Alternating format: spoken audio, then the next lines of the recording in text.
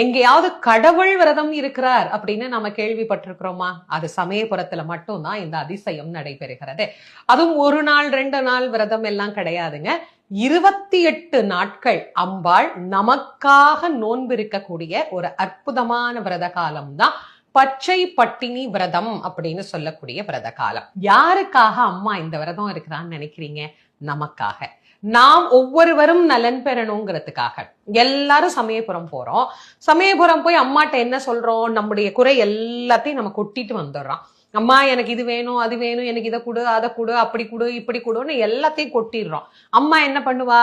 அடடா, என் பிள்ளைங்களுக்கு இவ்வளோ பிரச்சனை இருக்கே, என் பிள்ளைங்களை இந்த பிரச்சனையிலிருந்து பரமசிவனே நீதான் காத்தருளணும் அப்படின்னு என்ன பண்றாளாம்? அம்பாள் தவம் மேற்கொள்கின்றாளாம். ஒரு ஆண்டு முழுவதும் தன்னுடைய பக்தர்கள் வந்து தன்னிடத்திலே சொல்லக்கூடிய வேண்டுதல்கள் எல்லாவற்றையும் அவள் நிறைவேற்றி தந்து தன் பிள்ளைகளுக்காக, தன்னை அண்டி வந்த தன்னுடைய மக்கட் செல்வங்களுக்காக அம்பாள் 28 நாட்கள் நோன்பு நோற்கக்கூடிய ஒரு அழகான விரத காலம் தான் இந்த பச்சை பட்டினி அப்படிங்கிற விரதம்.